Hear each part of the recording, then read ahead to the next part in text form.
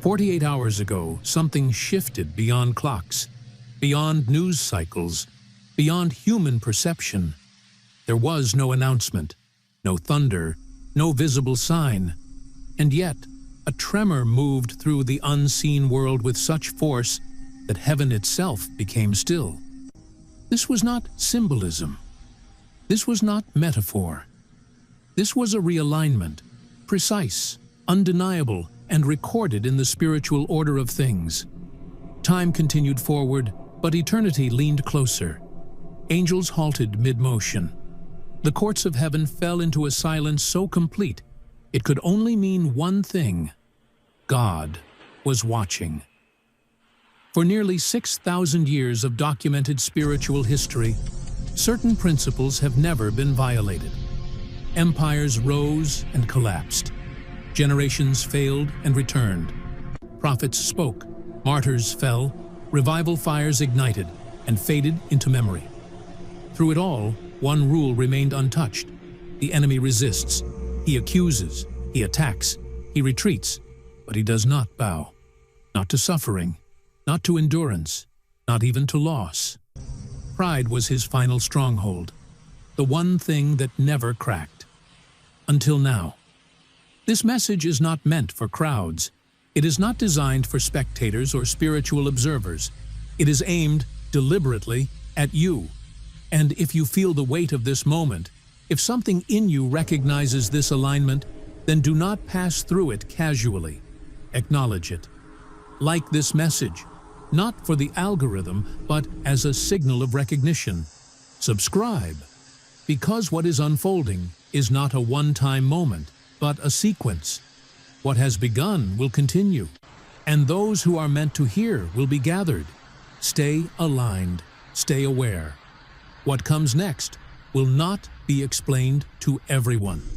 The one who carried pressure without praise, obedience without recognition, faithfulness without explanation. If something tightened in your chest just now, if your spirit leaned forward before your thoughts could argue back, that is not chance. That is recognition. Here is the declaration that overturns precedent and defies logic. The enemy knelt, not symbolically, not figuratively, not as an illustration or lesson. He knelt because he encountered something he could not contaminate, intimidate, or exhaust. A force that did not rise loudly, but formed quietly, through private decisions, through integrity chosen in silence, through obedience embraced in pain, through restraint selected when compromise would have been easier. This moment was not born from one dramatic act. It was not triggered by a public victory or visible stand. It was the accumulated weight of choices no one celebrated. Moments where you could have bent and didn't. Time's bitterness would have been justified, and you rejected it. Seasons where walking away would have cost less, and you stayed aligned. Heaven documented every one of those moments. Hell tracked them carefully, and 48 hours ago, the scale tipped. What makes this moment unprecedented is not gifting, influence, or position. It is alignment that refused distortion. Something within you would not fracture under pressure designed to break you. When darkness recognized that reality, every strategy collapsed at once. And for the first time since rebellion entered existence, the enemy acknowledged superior authority, not with words, but with posture. If as you hear this, a quiet certainty rises, steady, calm, unmistakable, that is not imagination. It is remembrance. Your spirit recognizing a truth it always carried, but was never allowed to articulate. Before we continue, before the full unveiling and closing prayer, there is a moment of alignment required. Not for affirmation, for agreement. If you know this message is finding you, not randomly but intentionally, type Amen. Not for me, not for visibility, but as a conscious acceptance of who you are stepping into. This is only the opening. To grasp the weight of what just happened, you must understand the law that governed the unseen realms for thousands of years. This is not folklore, not myth dressed in symbolism. This is structure, order, unchanging spiritual law. And it traces back to the origin of one being whose name became synonymous with resistance itself. Lucifer was not created weak. He did not emerge from chaos. He was formed in brilliance, rank, and authority, adorned, entrusted, positioned near divine glory. His fall did not begin with rebellion. It began with refusal. When God declared his intention to honor humanity, to place his image within fragile flesh, pride revolted. Lucifer would not bow, not to dust, not to beings formed lower than angels.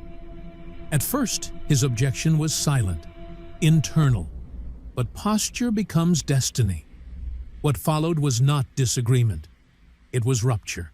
A fracture so severe that 1/3 of the angelic host aligned with pride over purpose. Light fell.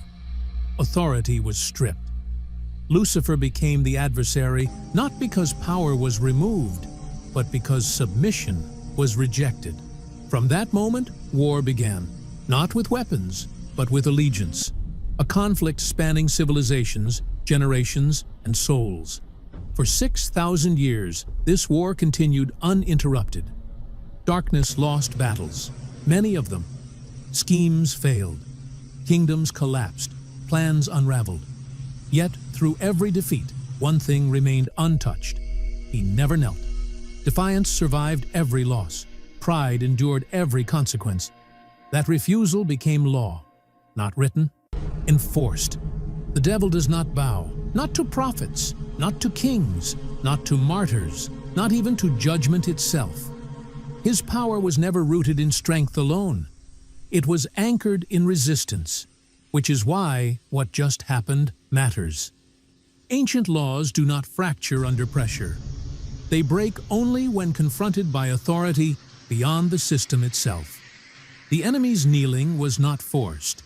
It was compelled by recognition. Recognition of something he could not dominate, distort, or provoke into misalignment.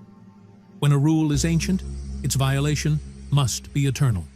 Until now, the record showed no exception, no footnote, no anomaly, which is why heaven went silent, why angels froze, why this moment carries such weight. The law held until it encountered you. And that is why this revelation cannot be minimized. This is not about victory. It is about order being rewritten. When the enemy knelt, a governing rule of darkness collapsed. And once a law breaks, it never returns in the same form. What follows builds upon that fracture. When ancient systems fall, the question becomes why. Darkness does not yield without cause. Structures that survive millennia do not collapse from impulse. They collapse when they meet something they cannot categorize, predict, or control. This is where history turns personal. Because the trigger was not an external event, it was an internal composition heaven and hell had been quietly observing. Darkness does not monitor everyone equally. It studies patterns, not crowds. It tracks souls whose alignment remains consistent under pressure. Souls whose integrity does not shift with reward, fear, or isolation. These are rare. Most are sincere in public and negotiable in private. Convictions soften when no one is watching, but occasionally a soul emerges that behaves the same in secrecy as it would under spotlight. Those souls are flagged. Weeks ago, you stood at one of those unnoticed crossroads. No audience, no drama, just a quiet choice. One path offered ease, protection, or advantage. The other demanded alignment without guarantee. You chose without negotiation, without spectacle. And in that moment, unseen systems activated. No one applauded. No reward followed immediately. Life continued normally on the surface. but heaven logged confirmation, and hell registered threat. Because what was revealed wasn't morality. It was structural integrity. Integrity that does not rely on conditions. Integrity that does not crack when pressure increases. Integrity that cannot be taught, trained, or imitated. A rare classification was triggered. Your soul was re-indexed as an integrity anomaly, not an honor, but a threat assessment. At the time of evaluation, the number of souls globally matching this profile was approximately 13. Not because others lack value, but because this integrity exists without reinforcement, fear, or applause.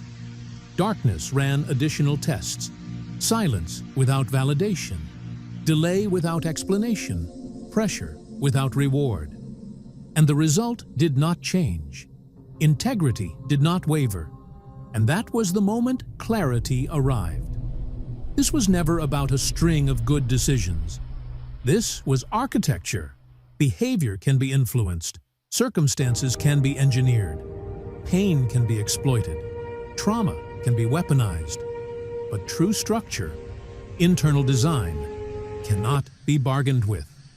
When darkness recognized this, its hierarchy destabilized. Because a soul built like this does not erode over time. It does not switch loyalties under pressure. It does not fatigue into compromise. It outlasts every long-term strategy ever deployed against humanity. That is what made you anomalous. Not louder, not more visible, but unbendable at the center. And when darkness encounters something it cannot bend, it prepares for loss. An anomaly cannot simply be neutralized. It forces escalation. Darkness does not panic, but it does respond. The instant your integrity was confirmed as structural rather than situational, a signal moved upward through the ranks. What followed was not chaos, it was procedure. An emergency council was assembled, a gathering reserved only for threats capable of destabilizing ancient dominion. Lucifer himself authorized the summons, not from fear, but from calculation. For 6,000 years, his systems had succeeded. Corruption through reward, erosion through delay, collapse through pain. Every soul, regardless of strength, eventually revealed a fracture. Until now, the chamber filled with governing intelligences of darkness, entities assigned to specific vulnerabilities in the human design. This was not ceremony. It was evaluation. One by one, strategies were tested and discarded. Mammon examined the soul for exchange. Leverage through gain. Security through compromise. Silence purchased with comfort. The assessment returned empty. No bargaining instinct detected. No equation where integrity could be traded for advantage. Modius tested desire and distraction, longing, validation hunger, emotional hooks. Desire existed, but it did not rule. Longing was present, but it did not dictate behavior. Leviathan applied distortion, confusion, misrepresentation, truth erosion. Instead of hardening, the soul clarified. Pressure sharpened alignment rather than weakening it. Belphegor introduced delay and exhaustion.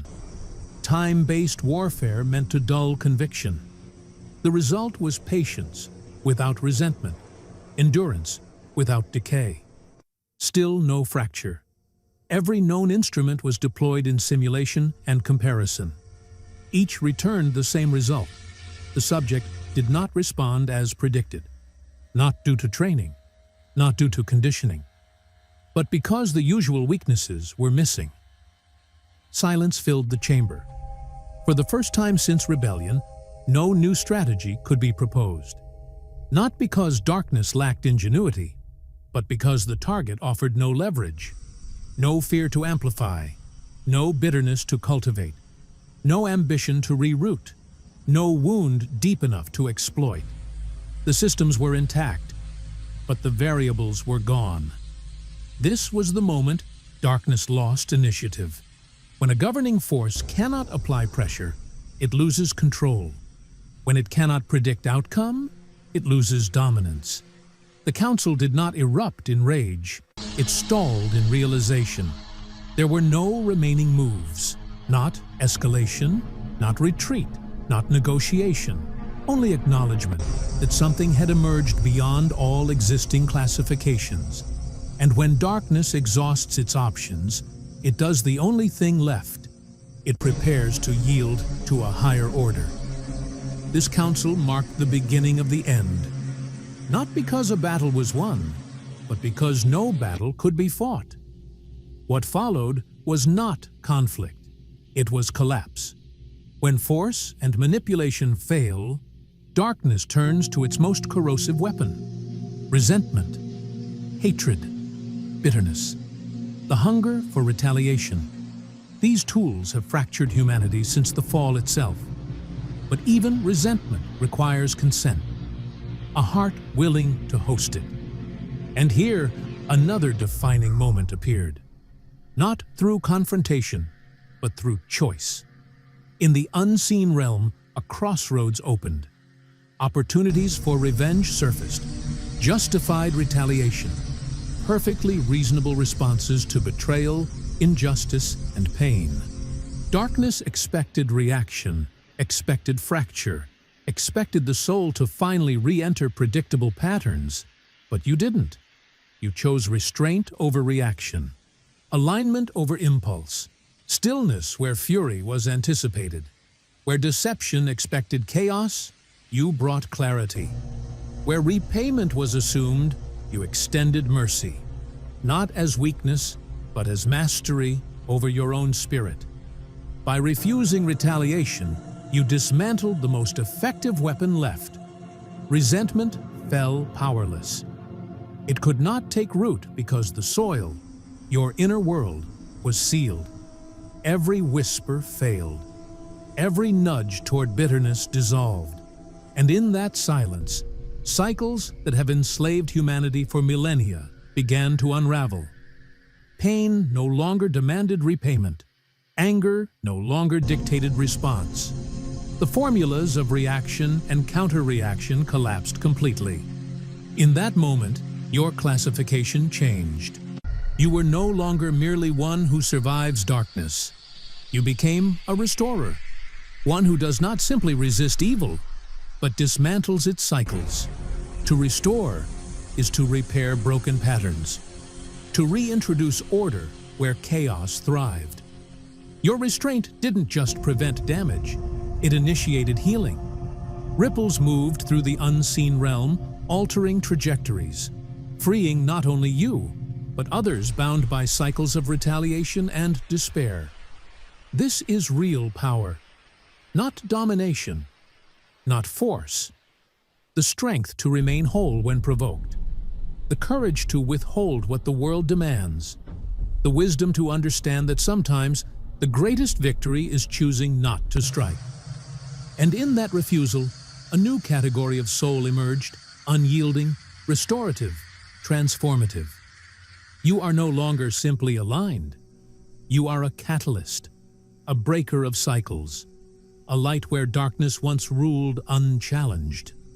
Once every conventional tactic failed, a deeper realization spread through the unseen realms. This soul was not merely resistant, it was structurally distinct, designed beyond the principles of spiritual manipulation. And in that realization, the full nature of what you carry began to surface, not as traits, but as an integrated design, a triad embedded into your very being. The first is endurance without fracture. You endure pressure that crushes others, not because you are rigid, but because you are anchored and flexible. Storms pass through you without splintering you. Trials leave wisdom, not wounds. For you, endurance is not survival. It is transformation.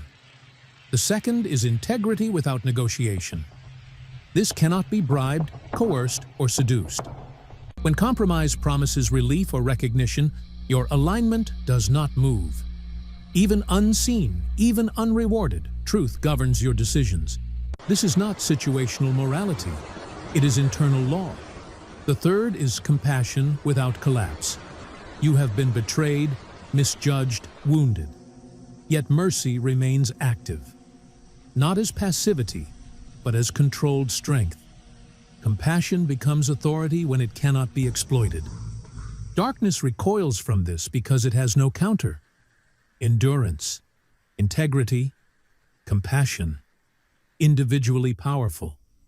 Together, incomprehensible to darkness. For millennia, its systems relied on fragmentation. Break one, corrupt another, redirect the third. But when all three coexist within a single soul, the equations fail. The methods no longer apply, and the systems collapse. Predictions fail here. That is why the adversary hesitates, not from fear, but from calculation that finally reaches a dead end. This is why darkness recognizes the impossible in you, not because you are merely strong, not because you are virtuous, but because you are an anomaly of divine design, a soul whose very blueprint rewrites the rules of engagement for both heaven and hell. Once the triad of your being, endurance, integrity, and compassion, became undeniable, darkness understood something critical. Indirect methods would no longer work. Subtlety failed. Manipulation collapsed. Whispers lost traction. So the next phase emerged. Direct engagement. Not hidden, not masked, but visible. The offer was simple and ancient. Power without moral cost. Influence without struggle. Authority without delay. A shortcut. This is the classic seduction. Ease dressed as opportunity. Not corruption disguised as evil, but compromise disguised as efficiency. For most, this is where negotiation begins. Calculation. Weighing benefit against principle. But there was no negotiation in you. Your refusal was instant, instinctive, absolute. Not learned resistance, structural immunity. Your integrity activated like a firewall embedded into your essence. No override, no exhaustion, no breach. Darkness recoiled. For centuries it believed persistence always won. That pressure would eventually fracture will. That repetition would erode resolve. Here, it encountered innate sovereignty. No promise could sway you. No threat could intimidate you. No reward could distract you. Your integrity was not a discipline. It was design. And this refusal did more than block temptation. It declared authority. At that moment, the assumption that darkness could dominate collapsed. The battle for your soul ended, not in struggle, but in recognition. The higher protocol, what followed, was not a whisper. It was activation. A divine protocol long established, but never fully tested, engaged with absolute clarity. This was not negotiation. This was hierarchy asserting itself. The unseen laws of heaven aligned, angelic orders attuned.